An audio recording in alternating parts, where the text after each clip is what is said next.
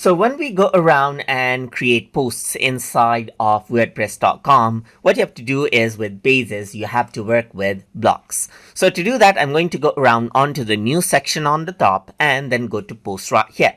So once you go ahead and do that, what happens is that a new page pops up right here just like this, where you can go ahead and work around with blocks. So over here it actually says title. So if I were to go around and say TutorTube, you can see that I simply have the title block right here.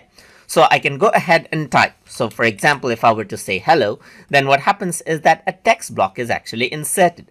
And then I can go around over here, click on the plus button right here just like this, and I can go ahead and let's say for example select a block right here, and then another block has been added in. You can go ahead right here just like this, and you can see that these are the blocks that you have right here.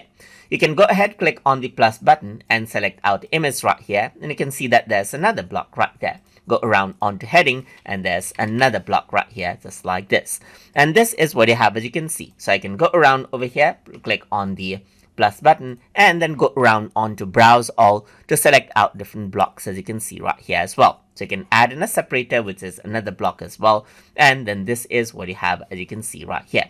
You can also go ahead and move the block down by clicking on the down arrow right here just like this and reshuffle out the blocks as you like that you have for a post.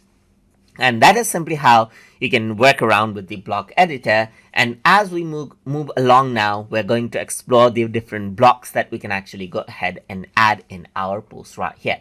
If I were to go around onto view right here, so right now it's the desktop view, you can go around and then see the tablet view and the mobile phone view right here just like this as well. And you can also go around and preview this in a tab as well, and then you will see how this will actually look on the page as well. And that is how you can go ahead and then work around with blocks inside of the post that you work around with inside of wordpress.com. So hope you guys learned something as always. And as always, please like, comment, share, and subscribe.